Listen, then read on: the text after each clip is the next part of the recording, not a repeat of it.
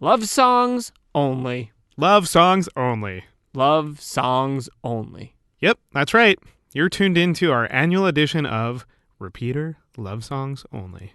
Once a year, around Valentine's Day, we invite a bunch of guests onto the show to discuss songs of romance, and it's a dang good time. This year, we've got 7 guests. We're talking Jenna Marucci, Brian Berlin, Kelly McCready, Lee Hubilla, Dimitri Shane, Molly Kiernan, and Aileen Clark. Fuck. Plus, you're going to hear music from Queens-based songwriter Michael Vermojanis. Damn, this show rules. Of course it does. Thanks for listening. This is Repeater.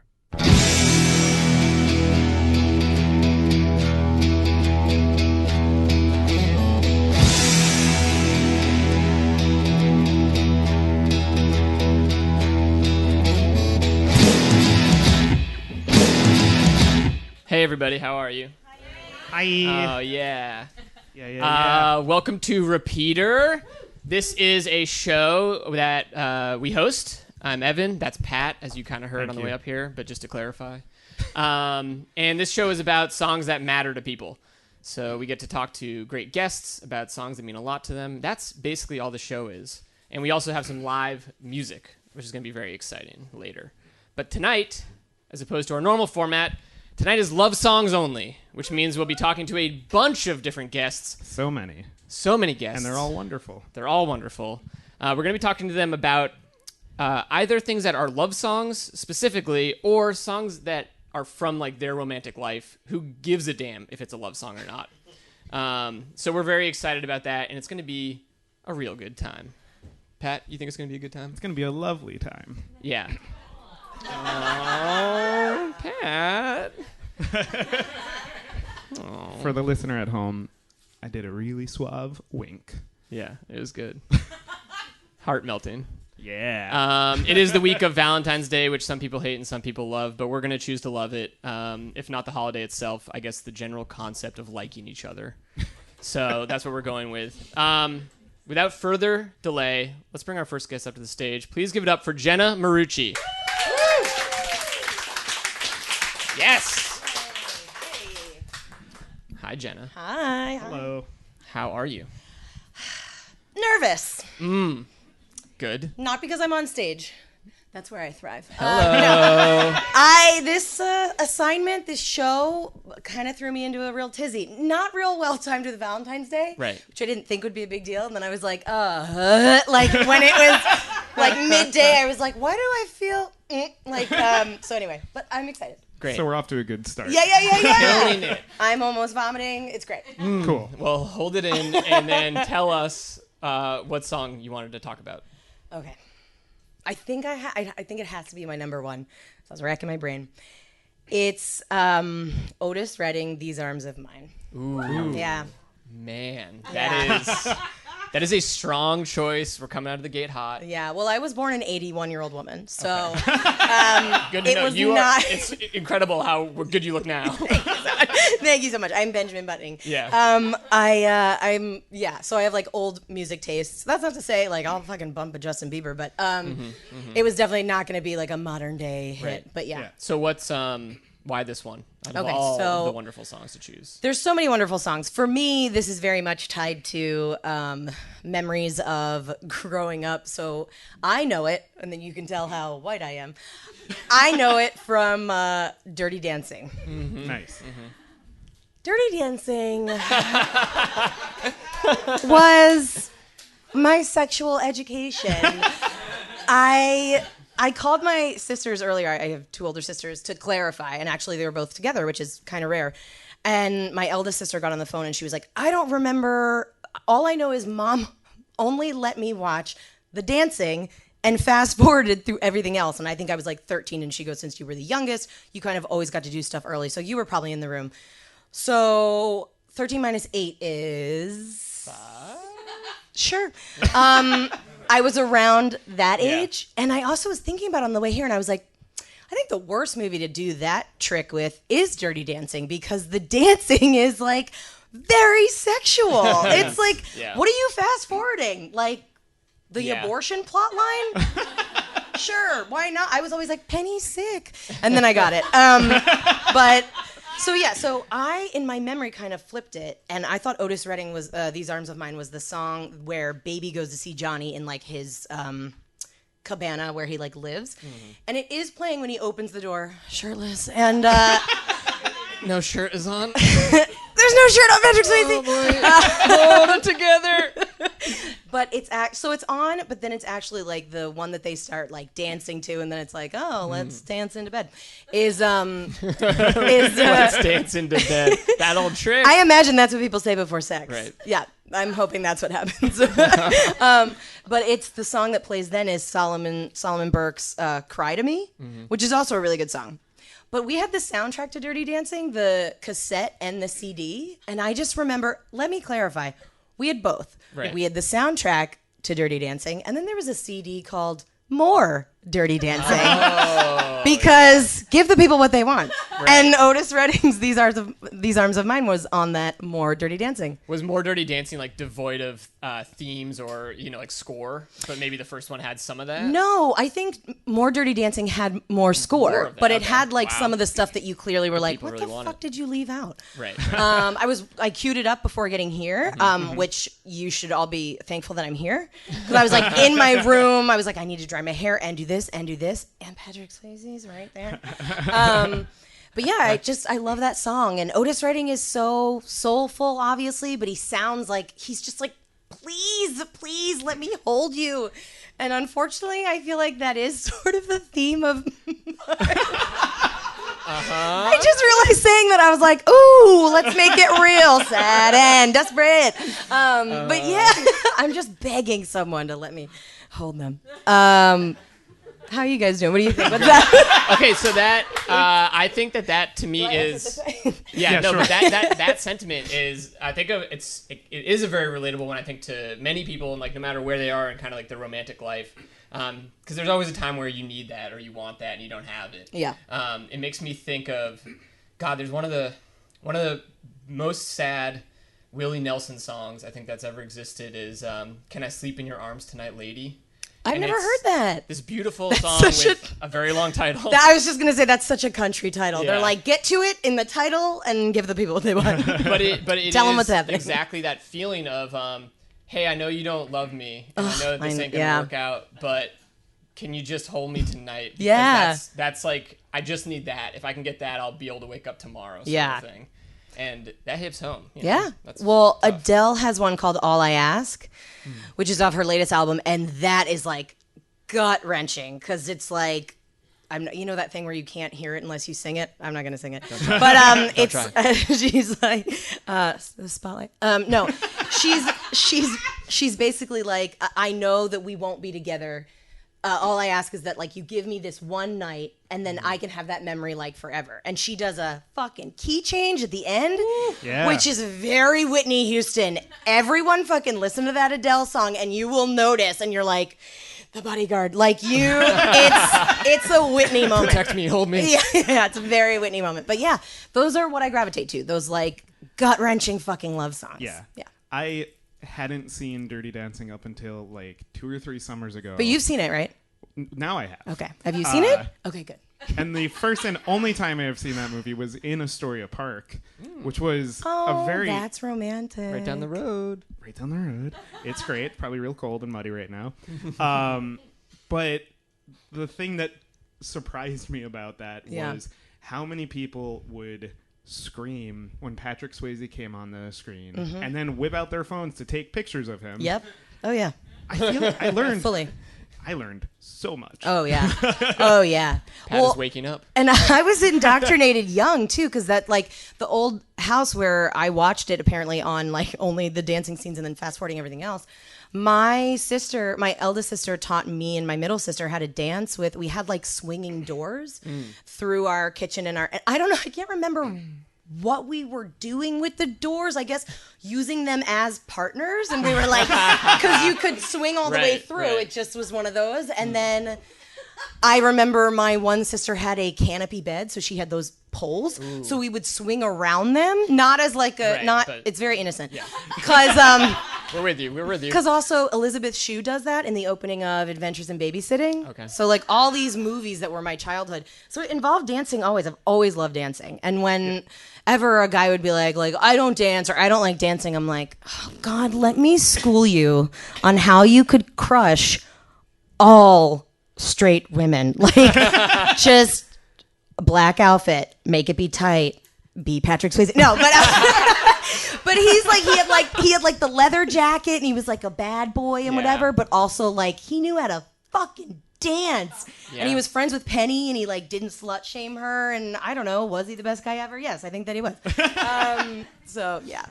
Learn how to dance, guys. I think that is perfect advice to end on. If you take anything away, please learn how to dance. Learn how to the choreography of Dirty Dancing, and then call me. Beautiful. I've practiced for 31 years. Jenna, thank you so much. Doing the lift. Thanks, guys. That was awesome. Do the lift. Oh my goodness, we're off to a very strong start. Pat, how you feeling? I'm feeling great. You know who's a real good dancer? Who's that?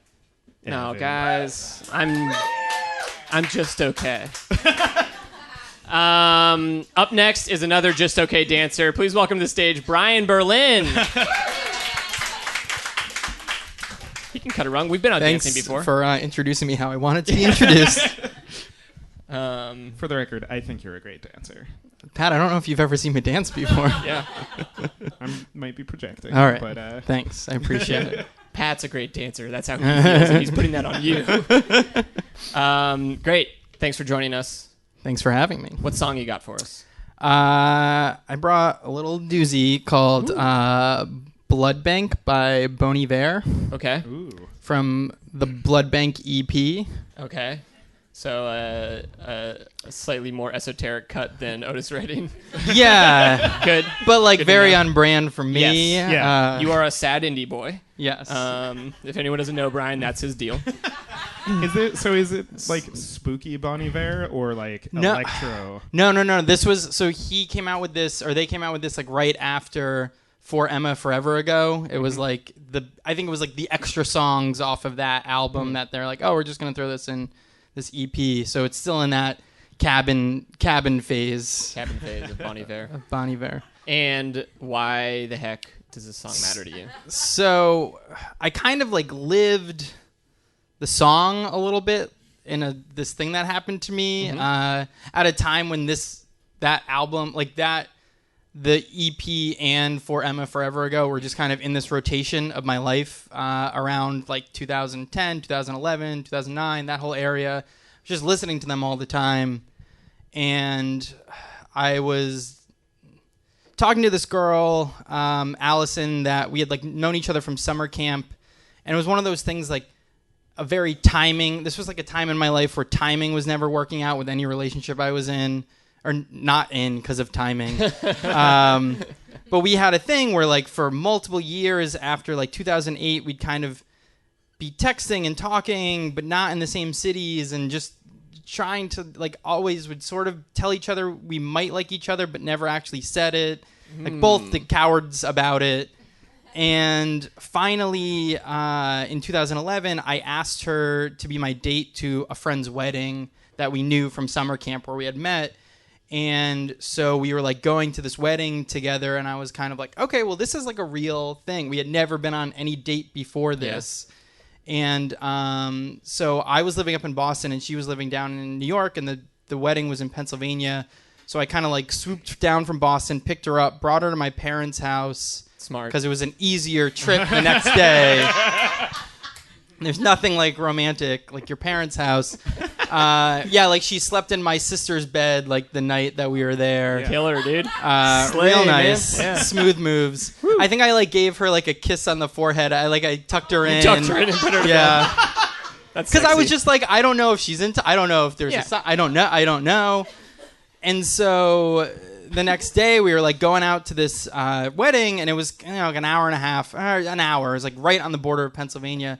And it was Halloween of 2011, which I don't know if anybody remembers this, but there was a big snowstorm that day. It was like this Halloween a few years ago. There was a big snowstorm. And so my friend was getting married on that day, and I had this like junky old car that my sister and I shared together. and she would always take real bad care of it, but I loved it, and so she kind of like wore it down. And we're driving to this wedding, and the ceremony starts at 5 or something. So we start, and we're like, oh, we should eat before we go. So we're in New Jersey, so you have to take those like stupid U-turns to do any kind of like turning on the other side. Jug handle, right? It's a jug handle. So we like take a jug handle to go to a Panera, and good, nice. As we're in the jug handle, my car starts making this like weird noise, and so I like try to turn it off and turn it back on again, and then I pull my key out of the ignition, and the car is still running, even though the key is not in my car. Good.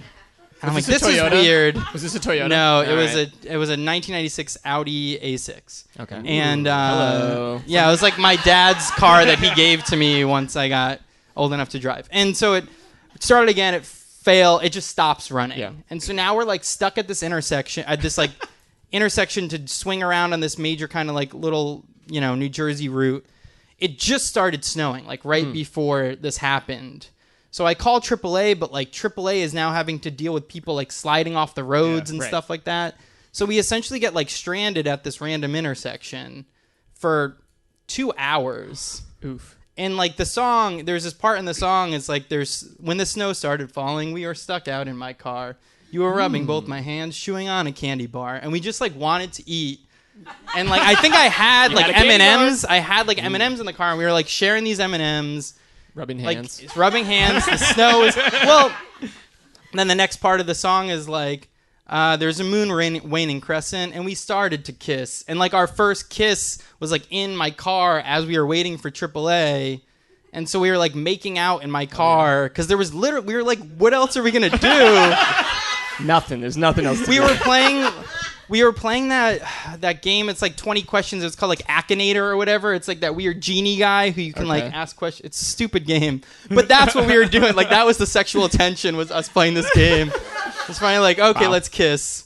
And then my mom had to come pick us up, and we just like abandoned my car there. And that's like, so multiple hours had passed. The reception, the ceremony had happened. The reception was going on. We get back to my house, and I'm like, should we go to this wedding? And then she was like, well, I got a new dress for it. And so I was like, yeah, okay. And we get my dad's car, has 4-wheel drive. Now we're driving in like legitimate snow it's like the hour drive took 2 hours. Mm-hmm. We get there with 10 minutes left in the reception. There's an open bar, so we like immediately are just knocking back drinks. And then there's a costume party after, and then like there was an after party at the Comfort Inn and Suites in wherever town that was. Hell yeah, I know what you're talking about. It was crazy. Like that's like a club. There was like a club scene at this random motel on the border of Pennsylvania at exit like 305 or whatever that is. Good exit. Oh yeah. It was weird. So all that happened, and then we were sharing a room with my other friends, so nothing really happened after us making out was the most that could happen. Just did like some nuzzling or something. Yeah, and then that was it. Like we never. Whoa. And I think it was weird because that was kind of like the first thing of us being like, we finally admitting that we kind of like each other. Mm-hmm. But then like I went back to Boston and she was in New York, and then like when I was living in New York and she was living in New York, she dated somebody else, and then. She was like, oh, well, we're kind of in an open relationship, so if maybe you'd want... And I was like, no, I don't know. And then, so there's a lot happening. That's some good unrequited love. I have not listened to this song, but I choose to believe that each one of those points are in that song. It's weird. Like, there's another element of that song. The mom coming to pick you up. Yeah, like the mom part's weird. Not making it to Panera. Oh, did you? Because we were waiting for so long that at one point we just ran across this like 4-lane intersection, walked across a big parking lot, got Panera, and then walked back to the car and ate it in the car. So it's the little victory. But until my mom, like we didn't do that until my mom got there. And then we were just like sitting and eating Panera while my mom was hanging out with us, listening to the radio. Hell yeah. It's real fun. Brian, thank you so much. Thanks. Beautiful story for a beautiful boy. That was... incredible. Please welcome our next guest to the stage, Kelly McCready. Here she comes. Hello. Here she is. Hello. Hi, guys. Hi. How's it going? It's How good. are you? Oh, I'm pretty good. Yeah. I'm an actor, but this is dreadful. Yeah. Dreadful getting in front of people. I can Yeah. usually do an American accent and I can be a completely different person, but Yeah. if I'm doing my own dialect, this is really quite terrifying. Yeah. You There's can nothing switch worse. into whatever dialect you want. Oh, All yeah, right. do what you want. There's nothing scarier than being on a podcast. Than being yourself. Yeah, exactly. Than being... That's true. It is true. Great. What song did you want to talk about? Well, this whole thing really did get me in my head, like Yeah. trying to figure out like what, you know what I mean? Like it had me like appraising everything in a really, really weird way.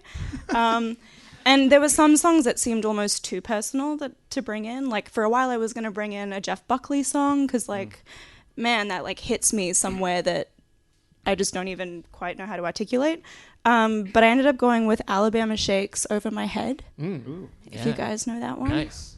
Yeah, They're a great band. That's a good song. they are a good. What drew you to that song? So that song is, well, obviously her voice is amazing and very soulful, and like it's the last track on the album. So it just kind of like comes out of nowhere as well. But sometimes I'm just like in the kind of mood where all that's going to make you feel better is like making out furiously with someone and listening to Alabama Shakes. I'm familiar with the mood. That is true, like current mood, and then that's it. Yeah. But I had never really dated anyone who had a connection to music before, but the current person that I'm dating does have a connection to music. And I didn't know Alabama Shakes at all, and he introduced me to them. And that song came on, and he was able to like pinpoint all of the different layering in that song. Because that song is just her voice being layered over and over and over and over. Like, I'm in over my head, I'm in over my head. And it's beautiful, and he was able to like pinpoint all of the different things. And I just remember thinking like, I can be really overwhelmed by someone. And I hadn't really had that before. Yeah. Yeah, that's great. Because it's like being having a sense of drowning a little bit, like a really kind of scary way. But she manages to make it sound like a good thing. Oh yeah. Yeah. There's something really cool when music can overwhelm you and comfort you at the same time. It's almost, I find that sort of thing cathartic or comforting because you hit a point where it's so loud or so much, and maybe you can pinpoint it, but sometimes it gets to be so much that you just can be lost in it. And there's something very, very, very nice about that. Well, I did some research because I'm a bit type A about like how that song was written, and I didn't realize like all of the terrible things that she's endured. So like her sister died when she was 13, her parents got divorced, her house burned down, like everything. And that song, I was listening to interviews about like why she wrote that song, and it's about reincarnation. So it's about like you're able to love something, and then like the next time you love something else, like the love remains from the previous sort of life. And then you're able to like continue loving and the love grows. And I thought that was such a beautiful kind of idea. Yeah. And that song is supposed to be the moment that you realize that. Wow. And I know that this happens probably with various types of love, but on the theme of it, it's like in relationships that we have, romantic relationships, I think that hopefully there's an element of that is true for a lot of people, which is that it's like sometimes people call them like practice relationships or something when you're not so mature and you're just kind of like getting your bearings on things. But if you can learn how to love in a given relationship, and if in the next relationship you can learn how to love even more, and as you go forward, I think there's some hope that you get better at it, or you get more open to it, so that hopefully that thing of like reincarnating that love, I guess I hope that that's true, you know. I hope so too. Yeah. But I think it happens with like familial love too and whatnot. You know, absolutely. Like the more I'm somewhat newly like an uncle, and that's a thing where like I've never had a new being in my life, and now I like understand like family more. Like that sounds really stupid, but I'm like, oh, like that level of love I have for my brother and my father. Now I like get it more, even though I've had that my whole life. It's just because now there's like another person in the mix. Yeah. You look like you're No, I'm listening. just agreeing. But I remember the only time I ever really told anyone that I loved them was my dad, because this is true. I was convinced my dad hated me until I was like in my early 20s. And I used to tell Mom, I used to say, "Can you tell Dad that I love him?" I don't know why I'm American when I'm little, but can you tell Dad that I love him? Were you American when you were little? Can you tell Dad that I love him? And she would go, yeah, sure. It's because I thought he would murder me in my sleep. If the last thing, yeah, it's very true, very deranged child. That if he didn't know that I loved him, that he might like do something terrible. But like to actually know what it's like to love a parent, even to know that like they might be stunted in a way that they can't initiate that love. Like that song means that to me is like, I can grow in like my capacity to love, and I've actually gotten better at communicating that with my parents in that way, and like knowing that they need to be met. They can't just come the whole way with me. Yeah, it's weird. Yeah, it is weird, but it's really good to recognize that and to see that growth kind of, because then it can become like a thing you work on. It's a skill or it's a capacity or whatever it is. Huh? I'm working on it. Oh, yeah. But I'm saying you're doing a damn good job. Thank you. Right? But I don't have like a weird like quip or a story. Like there's no Dirty Dancing to my thing. You know what I mean? Like no Patrick Swayze. Yeah, but it is still like such a cool thing to be able to hook into that and like just get that emotion from it and like, or at least understand to some extent the emotion that she put into it and like how you then take it and then process it. It's an incredible song. Yeah. May I ask, to have that feeling from listening to that song, is there particular meaning that your current partner like showed that to you? Particular meaning? Sorry? Yeah, like to does that make you appreciate anything maybe about them? Yeah. Given absolutely. that song has meant a lot to you. Yeah. I don't throw around the word love the way that I think I used to. Is interesting. I was thinking about it even when you were talking before, like it's a verb, right? To love. So when we like clean the kitchen, like you don't need to tell someone that you've cleaned the kitchen if you've done a good job, right? I cleaned the kitchen. They can tell if you cleaned it. So like if you've done a good job loving someone, then in theory you shouldn't have to say it, right? I think there are some people that want to hear it. I'm not sure. I'm not quite there yet. No, I totally get that. I've done a good job, right? They can tell. Yeah. They can totally tell. I think I and I'm sure other people. It's like I've definitely been in relationships where I've operated that way, which is a base assumption of like, I fucking love you, right? And then you have a talk one night, and they're like, you gotta say it sometimes. Yep. It really makes you feel like a piece of shit. Yeah, I kind of feel that way right now.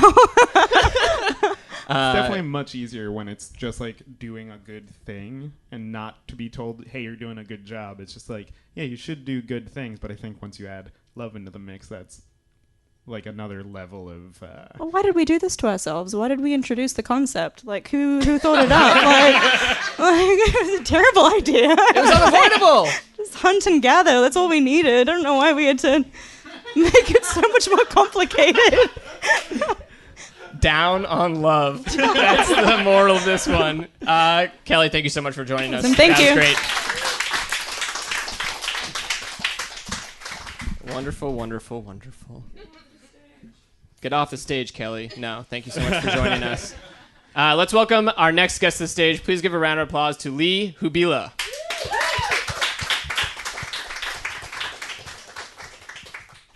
Hi, Lee. Hi. Hello. Grab that Mikey. Oh, I will. That was so deep. Wow. That was deep. This is not going to be. Okay, cool. What do you got for us? A very special, profound song. It's very serious. Mm-hmm. It's a classic. It's A Whole New World. Ooh. From a little story you might have heard of called Aladdin. Very romantic and very important to me. I definitely know why it's such a romantic song, but I have no idea why it's so important to you. Let me tell you, Evan. Several things. First, love Disney. Sort of why I have unrealistic expectations about love and what a partner can do for you. Right. Thanks, Disney. Brown people falling in love. Very exciting to see. Yes. One brown person. We got one. Woo-woo! So like as a kid, I was like, wait, what? What do you mean? Very excited about that.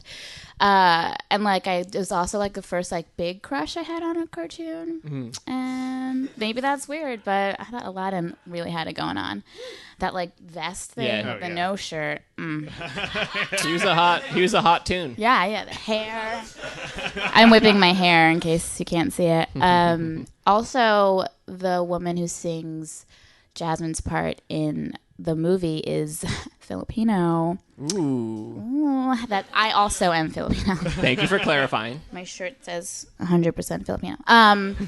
So that was like super exciting. I just like didn't know, like I've identified very much with like the princess wanting to be saved and like love and all this. So, but then like one brown people and like knowing that like a Filipino person was playing the princess and like singing was like such a mind blowing moment for me because I was like convinced I was gonna grow up to be a Disney princess. Still waiting for it. And so it was like a big moment. And I just like think it's so wonderful to be like, this man's gonna come find me and he might be a liar and commit crimes. Maybe. But doesn't matter because he can take me on a magic carpet ride. Yeah. Like all is forgiven if I get to like float above a city, I guess. It might have been the beginning of like why I have terrible taste in men. That's not true. Not anymore. Not anymore. Not anymore. Nope. Well, did you know, like, obviously the stuff about idolizing the Disney princess and love and that kind of the Disney stuff you knew as a kid. Did you also know that the singer was Filipino as a kid? Yes. So you've known that. Cool. Like, this has been part of the story the whole time. Yeah. That's cool. Well, a little bit late after it came out because there was some segment on like on like news. I don't know what news was, but we had this like little television on top of our fridge in our kitchen, and there was some like Channel 11 or some like news segment that was showing the singers of the Disney characters. And I was like, confused because like Aladdin was white. And I was like, what? But then they showed like this Filipino singer who's also Leia Long is like super famous. If you're Filipino, you just like, you have to know her. And when I saw that was her, it was like very exciting for me. Yeah, I can imagine. Yeah. That's very cool. Soups. And nowadays, like, you're an actor now, right? Yes. So connected, Evan. Tell me that I'm doing good. It. No, but it's one of those things where you think about like, oh, what is seemingly in the grand scheme of things a detail like who's saying, the parts in a Disney movie to a little kid watching Disney movie, but it seems like that probably mattered a hell of a lot to you. Obviously, you're saying that, but also like you went into a similar field, because of that, or part, who knows, part of that maybe. So that shit matters, huh? Do you want to say something? Yeah, I'm gonna whisper it. No, yeah, I mean it's great, and like those behind the scenes things are wonderful to find out that kind of stuff. But yeah, I guess going off of what Evan was saying, did that influence you at all, like to get into performance, or was that just sort of already always there? I think I thought that's just like how I existed as a child. I was constantly performing my carefully curated selections from my favorite Disney films, and my family absolutely hated it. I was like in the bathtub doing Little Mermaid. Yeah, like that moment when she like pushes off the rock, and the waves. Yeah. It doesn't happen in a bathtub in case you've tried it. But like I didn't know that was like I would know I liked doing it, and I started acting pretty recently, but I think it was that moment, and I think there was a disconnect between that moment, sort of like the rest of my life, and the conditioning of sort of like who you see playing the lead roles in entertainment, of just like, can you be like a romantic, like can you like be the the princess that meets the prince? But then there was Pocahontas, also loved that one.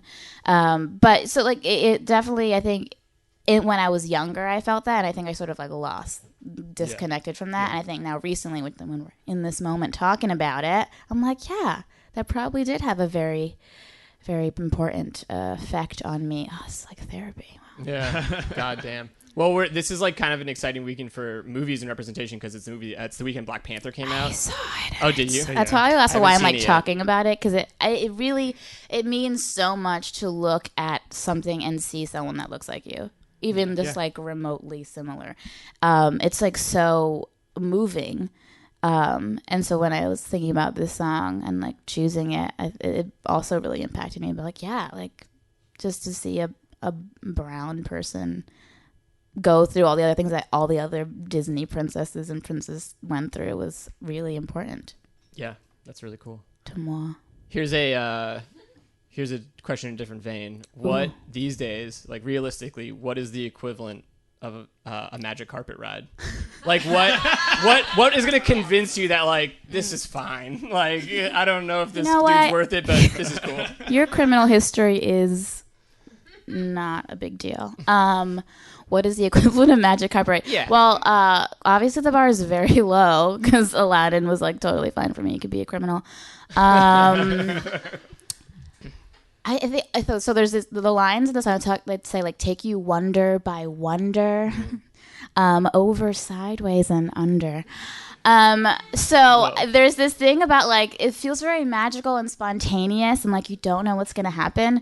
So I have this thing in relationships where I'm like, I just want to be spontaneous and free. Like, let's just see where the night takes us, which I actually hate because I like to be in control. But like a feeling of that can be like whatever. Like, yeah, you like are an asshole, but like let's just see what happens tonight. You know, that was a terrible answer. No, I think that's great. I love it. Lee, thanks for joining us. Yeah, thank you for having me. Give it up. Give it up. Coming up next to the stage, please put your hands together for Dimitri Shane.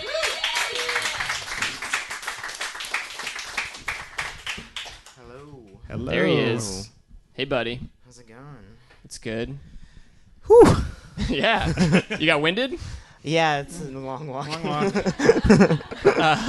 right. Well, we'll try to make this easy on you. Yeah. What song do you want to discuss? So the song that I have is kind of a cheat because it's like a medley of songs. Fucking cheater. Well, I tried to find okay. something that would annoy you the most. Yeah, that's good. That's our relationship. But it's called Speak In, and it's by a band called Not an Airplane. Okay. This isn't a band that I don't think anyone's heard, or it's not like I don't People think. have heard them probably, right? Man, I don't know, but it's hard to find them. Okay. Almost anywhere. Like I mean, it's a hard thing to Google. Not an airplane. yeah, exactly. You're gonna get a lot of results. That's pretty much it. Yeah. But it's so it's like half an album. Like this quote unquote song is like half of that album. Okay, so it's the other half is longish called and has different movements. Yeah, exactly. So, but so it's a medley of songs, and it's basically like I mean it's kind of like a country album, and every song in this like medley is it's cool because I'm not sure exactly like why I chose this. I think I chose it because I listen to this at times when I feel like in my life I need to kind of like reset a little bit, like it's like a long like song, but you kind of have to hear it all because it's like it's just like all like one thing. Yeah. And so every time I hear it, I feel like I go into like a zone of where I'm just like I can just kind of like hear out like half of this album and feel kind of at peace. The other half of the album I almost never listen to. I don't know why it only speaks to me. But it's cool. It's I think it came to me at a time because I think that album like it came out in 2011, I want to say. So it was a couple of months after I left high school, and I was in like a bad place because I just felt so like I hated high school. Yeah. And I felt like I just didn't know what I'm supposed to do now. And so, yeah. And then I don't know exactly how I found this album, but it just kind of came up, and I heard it, and it like really like hit me. Mm-hmm. Yeah. Yeah. So it's one track. It's yeah. How long is it? It's like, I think it's like 16 minutes or so. Okay. Yeah, so it's long. Yeah. Yeah. So it's like a good headphone listen. And It is. Yeah. I think you can just kind of like zone out to it, you know? Yeah. Yeah, and within it, like it has like a lot of songs. Like there's like a love song. That's how it starts off. But then it goes into kind of like a rock song, and then it's like a party song almost. And so it just has like every kind of like genre. So it's like you just go through all these emotions in this one like sitting, essentially, you know? Yeah. And I think maybe that's why I feel like it gives me like this like emotional kind of response, because like you just go through like all those emotions Right. at once, and then you're just kind of like, okay, everything in my life is okay, you know, or like Yeah. fine. Yeah, I mean, a reset point or a transition point in life is usually, there might be something specific driving it, but I think a lot Yeah. of times you're evaluating everything. Yeah, You know, pretty much. Maybe you're transitioning because of like a job or something, but then you're like, okay, I don't have a job. What the fuck's my relationship life look like? Am I successful? Yeah, How's my exactly. family? Like all that stuff, you know? Yeah, totally. Yeah, and I think, you know, like, I guess I thought about this and I was like, oh, I need to find a love song. And every like love song to me, a lot of times I feel like I haven't had like a ton of like relationships in life. So a lot of times, if like a love song, I think to me just means like self-love, you know? And so I think that's why like this like song is so good, like for me specifically, because it just helps me. But I don't know if anyone else would think it's like incredible. Well, I was talking to Evan about this the other day, and like I don't really have like songs that lyrically are love songs Yeah. that, like, I connect to, but like, because when I'm in a good mood, the songs that I really connect to are just like they're happy songs, or like they make me feel a certain way. Right, It yeah. might not be about love at all. It might be about a road trip or something. Yeah, exactly. But then the songs that I'm like, oh, a love song, they're just like sad boy songs. Yeah. So where, like, when you left high school, which you hated, Mhm. and you found this song, I Yeah. mean, like, what was that transition period like for you? What were you doing, or like, where was your head at, kind of? I was just like staying at home a lot, just being. I'm not sure exactly, because I wasn't seeing a therapist then. I am now, but I think I was in a. Yeah, we got some woos. This is I a think- therapy loving crowd. I think I was in like a pretty long, like depression, you know, and like it felt like horrible, because I would just come home and I would just like be in bed all day long. Yeah. And I think like this song specifically, like it's some in some areas of it, like it gets like so sad that it almost makes you feel like everything else is fine, you know? Like, damn, this isn't my life. I don't know this dude's problems. Yeah, pretty much. Yeah, that's good to have something to contrast. Yeah, for sure. Your own experience too, because Definitely. otherwise it's hard to know if you're doing okay. Yeah, definitely. And I think it's cool because it's kind of like like a hipstery kind of thing, because it's a song that I know, but I don't think anyone else knows. I bet like 18 people in this audience know it. That's everyone, by the way. Everyone knows this song. Yeah. No, that is cool. It's I definitely attach more meaning to songs that I think are mine, or Yeah. like I think fewer people know, Right. because they feel a little more tailor made, Totally. Yeah. which is a very nice little feeling to have. Yeah, definitely. I think it has like I like how it almost sounds like it's like a jazz kind of thing, because like if you hear it, every song like flows into each other. Mhm. So it can go from like a party song to like a sad song, except every like instrument, it just kind of like slows down, so it feels like they're just going into like a new like emotion and mood, as opposed to just like being like, oh, I'm gonna like restart now, and start a new song. It just kind of goes into, and I guess that just feels cool because it's that's how you have emotions, right? A lot of times it just goes, I think, like from like one thing to another, and like you're not exactly sure why. Yeah. And so I think in this song that like every time I hear it, I'm like, oh, that's how you like experience life. It just goes into each other. Yeah. So, yeah. That's beautiful. Very cool. Thanks. Thanks, Dimitri. Thank you. Yeah, give it up. And keep it going for Molly Kiernan.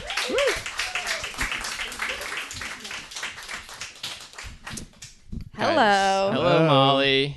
Molly, happy birthday. Oh my gosh, Happy thank you birthday. so much. It's Molly's birthday. Thank you so much, everyone. I'm incredibly hungover.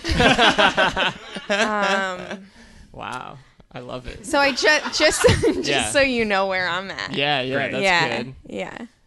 What song did you want to discuss today? Okay, my song is the song I heard right before I got my first kiss. Ooh. Chicago by Sufjan Stevens. Ooh.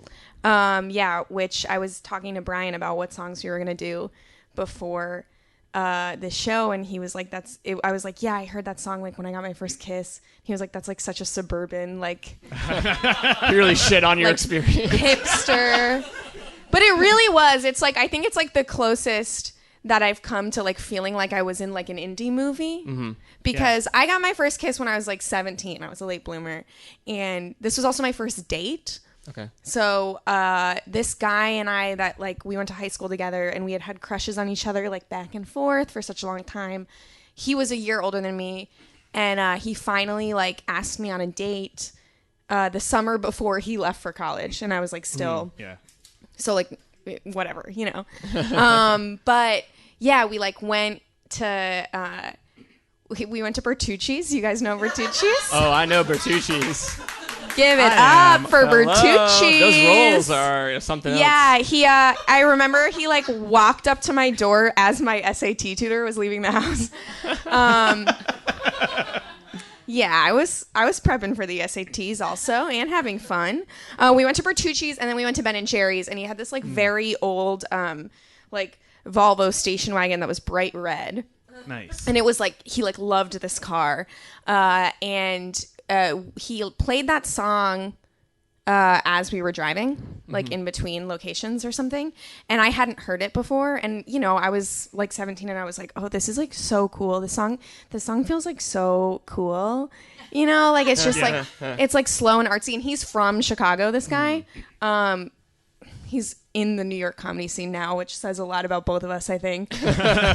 We're like still friends, but yeah. So he was like, he's from Chicago. What'd you say? I'm so sorry. Yeah. It's terrible. So yeah, but he played the song, and it just felt very cool, like I was in a movie. And then we went to like the town like soccer fields. I grew up in suburban Connecticut, and like my first kiss was like sitting on top of his car, like looking at the stars, which is really cool. So that's a very cool memory. Yeah. That was our only date. No, maybe we had like one more date that summer, and then he left for school and didn't talk to me for a while. Like a long time, and then we awkwardly reconnected because we're both here. Yeah. And had to. Oh boy. Yeah, but no, we're good now. Okay, that's good. Yeah. Yeah, that is real. That's straight out of a high school movie. Yeah, it's pretty cool. I like that story. Because it took me so long to get my first kiss, and I was just like, just ready for it. And then I feel like I got this nice story out of it. So I waited a long time, but I got a good one. Yeah. Yeah. You have a very cinematic version of that. Yeah. Yeah, it's like it just I felt cool. Like you feel cool in high school when you're in moments like that. Do you like give a shit about Sufjan Stevens anymore? Like, is that an artist you went on to enjoy? Yeah, but not like crazy. I'm not like a Yeah. crazy fan, but that song just like strikes a chord for me. I also went to college in the Midwest, and Chicago was like the city closest to my school, and so that is a place where a lot of my friends still live, and my sister lives there now, and it's just like everything about like just being reminded of that is very lovely to me. Yeah, that's cool. Yeah. That seems really wonderful. It's just like good memories all around. I was just out in Chicago for the first time. I think the last time I had been there, it was like 13 or 14. Oh, cool. So for the longest time, my only real memory of Chicago was I went to Tower Records and bought a Warped Tour CD. Oh, nice. So it was nice to sort of Hell yeah. redo that. Yeah, do the same Did you go to thing. Tower again? Yeah. No, this time I drank Malort. So Okay. R.I.P. Tower Records, R.I.P. Warped Tour. Yay. Chicago, you're next.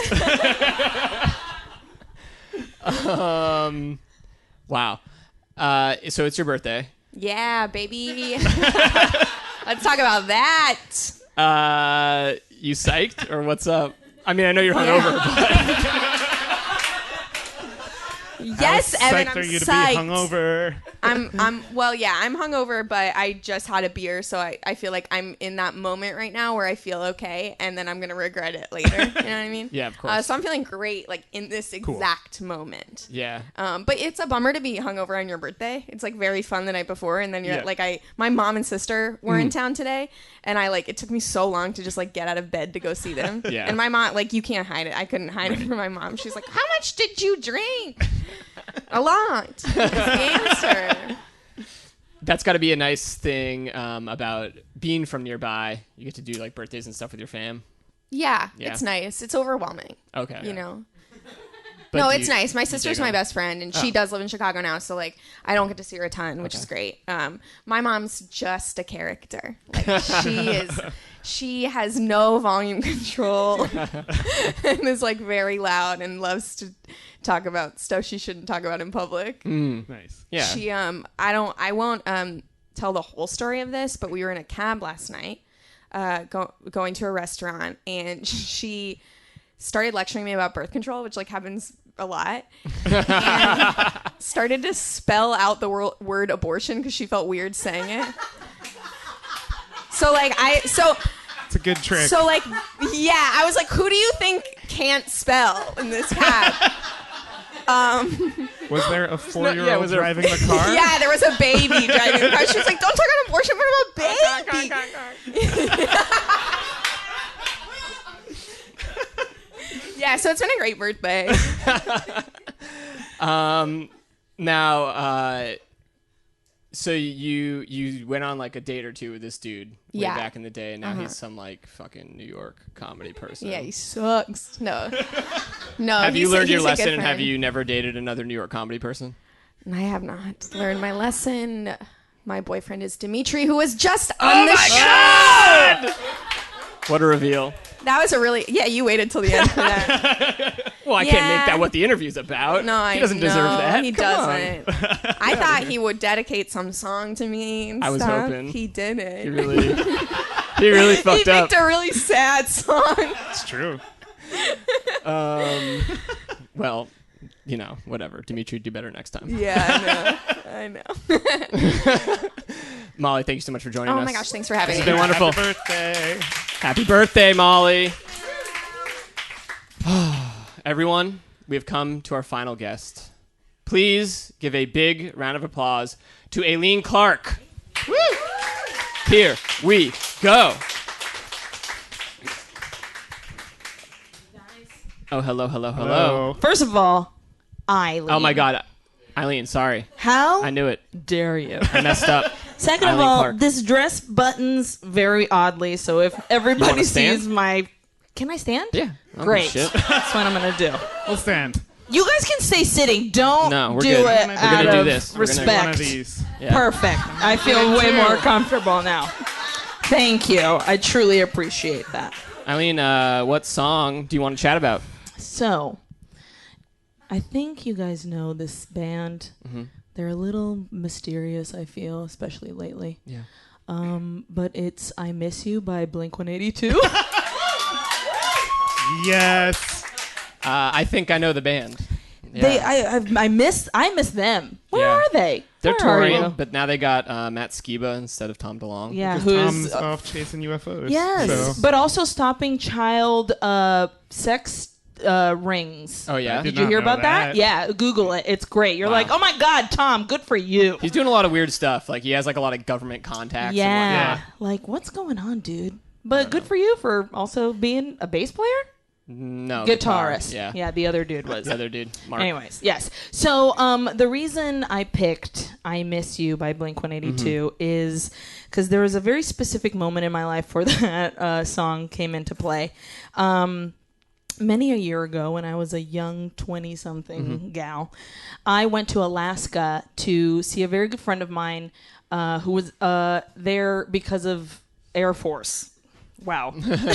Select reason for being here. Yes. Air Force. He was in the Air Force and he was super bummed out because he was like, Mylene, I can't go home for the holidays. And I was like, you know what, dude? I'll come and visit you to Alaska. I've never been to Alaska. I'll fucking go. And he was like, great. You can stay at our like base. And I was like, sick. I'm going to find out what the fucking military does. Because I didn't know. And I did. And then the first night that I was there, him and I like made out hardcore, and we had that our relationship had never. We were purely like super good buds, and then I was like, "Oh, okay, Freddie, I see where this is going," and it was a delightful vacation, and delightful. Truly, he gave me an iPod for Christmas that was engraved, and this was back in the day when iPods were like $1 million and like freshly out. I was like, oh shit, and my name's in the back of this fucking thing? Dope. So I go back home to San Francisco after my lovely holiday, and I made him like a full-on mix CD with like Coldplay jams. He's got Green Eyes, so I included Green Eyes from Coldplay. Fucking, I had, one day we were on the phone after I left, and he was like, dude, I keep finding your hair everywhere. So I added Screaming Infidelities by Dashboard Confessionals, because your hair is everywhere. And I was like, yep, putting that jam in. Yeah. And then I was like, you know what? Yeah, jam. And then I put Hands Down in there too, because they're like, we kissed in your front yard and you put your hands on my hips or some fucking shit. And that's how it goes, right? Poetry. Thank you, Dashboard. But when we were in Alaska, we kept bumping this Blink-182 album that I Miss You was on, and he was like, we're Jack and Sally, Eileen. I was like, oh my God, romance? Wow. I feel it. It's alive. And so I put that in my playlist, and while I was in San Francisco, we talked every night and everything, and he found out he was going to get shipped off to Afghanistan. And this was fully like war going on in the Middle East. So I was like, oh, okay. And so I thought about it, and I talked to him a whole bunch, and I was like, I think I'm in love with Freddie.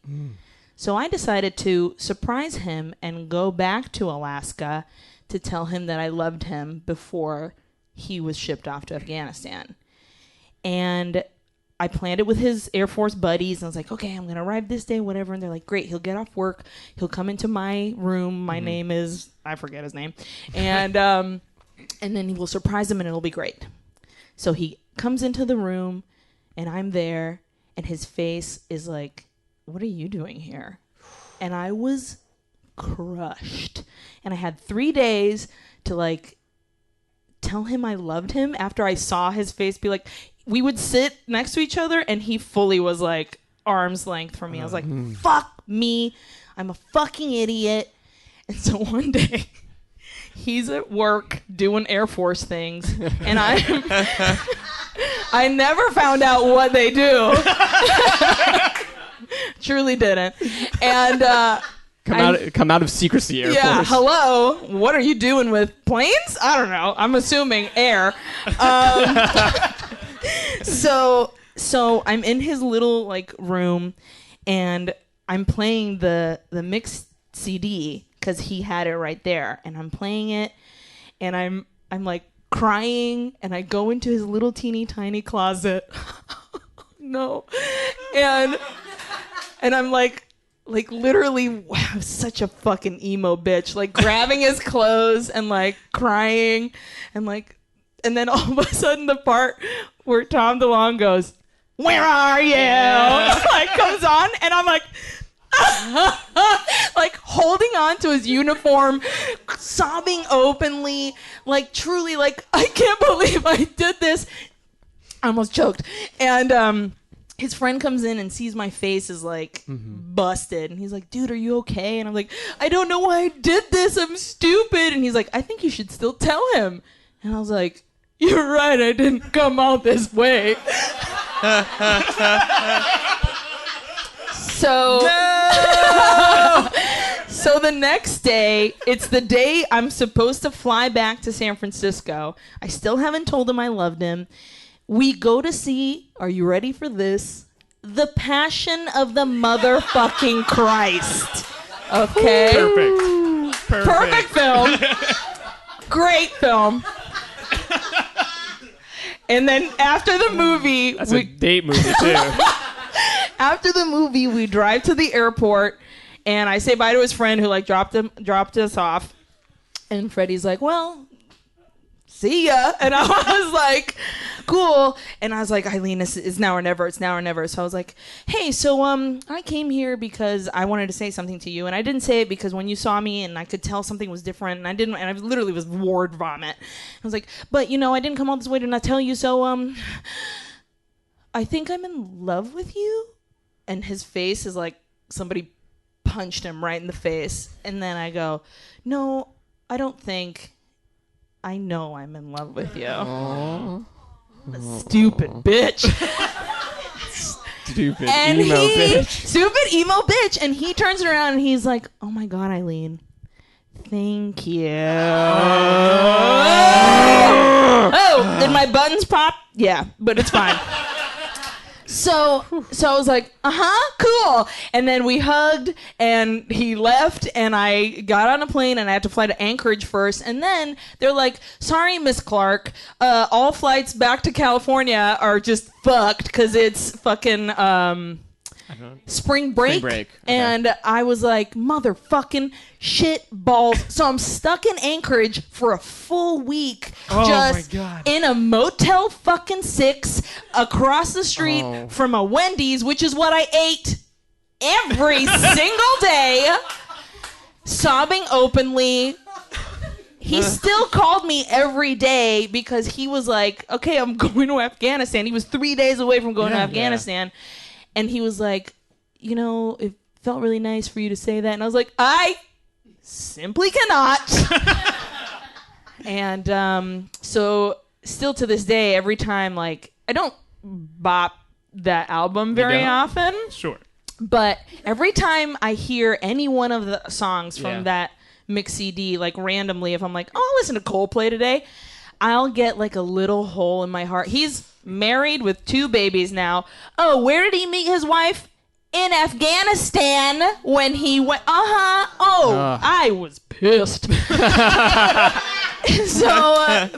So doing this, like I was like, okay, I gotta do a song, at least one song from that fucking mix CD, and I was like going around, and when I heard Tom DeLonge go, where are you? I was like, it's this one. This is the moment. It transported me back to that little closet and like just the heaving sobs that I felt that day. God. It was truly painful, but I was like, what a memory. Like, Eileen, you fucking, that is straight up a Bridget Jones's Diary fucking. That's fucking gnarly. That's right? Bad. Yeah. Fucked up, but it's great. And I hope he's happy. He lives in Georgia. Oh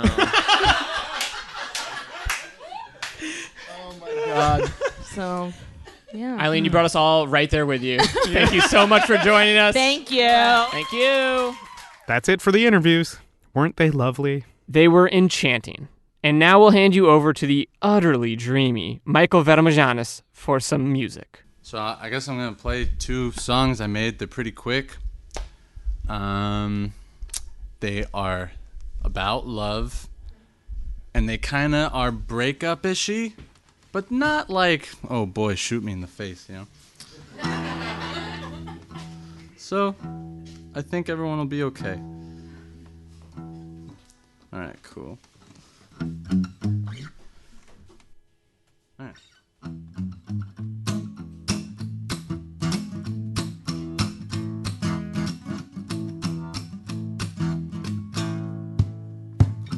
For the past few days I've been the subject of praise, but what happens when it's your voice that you raise?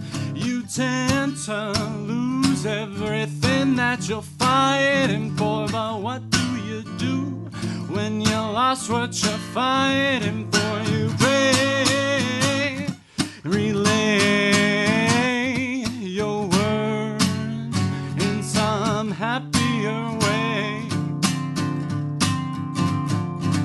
With a boom chicky boom chicky boom chicken, you get a boom boom boom chicky boom chicken, you got a chicky boom chicken, you get boom. So we know who we are, enjoy our smoke in the car, but what happens when we finally go too far? I know shit happens, we've got to do better than that, because I love you sequentially, lies back to back. So let's get over ourselves, let's figure it out. Let's get over ourselves, let's figure it out. Let's get over ourselves, let's figure it out. Na na na na.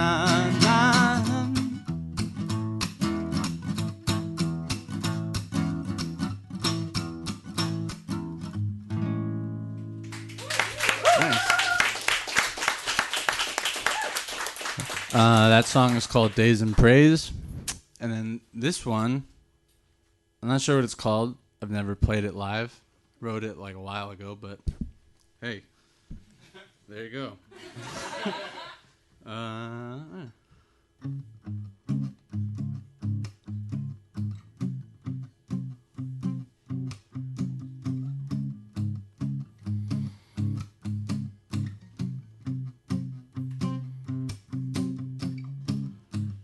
Of course I would, after all this time. Of course I would, after all this time. I thought that you had gone for good, couldn't let the thought of you die.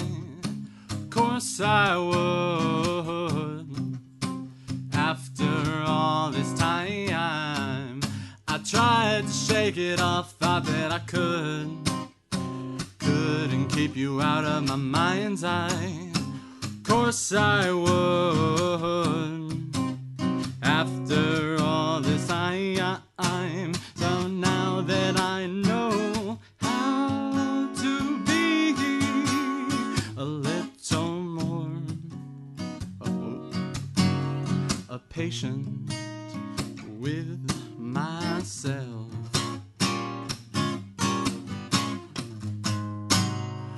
Oh, my dearest friend,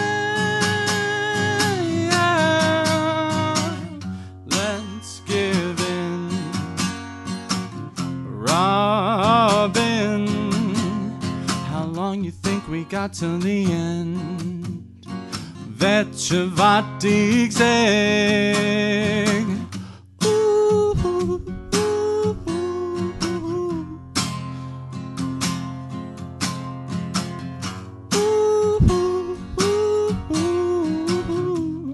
Ask you to sing with me. What I got, I'ma say to you. Love, love, love, love, lovey, love, love. What I got, I'ma say to you. Lovey, love, love, lovey, love, love. What I got, I'ma say to you. Lovey, love, love, lovey, love, love. What I got, I'ma say to you. Lovey, love, love, love, it, da, da, da, da, da, da.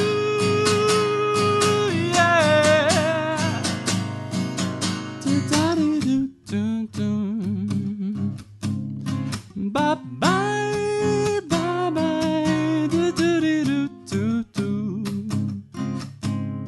Bye bye, bye bye, do do do. That's it. I can't believe all those amazing people came to our show and shared their stories. Happy Valentine's Day to us. Yes, indeed. We were feeling the love. And if you visit our website, we'll be posting social media info for all of our guests so that you can show them some love by following, liking, and saying hello. But for now, we'll say goodbye. Until next time, hit repeat. Evan, put a Tinder shirt on.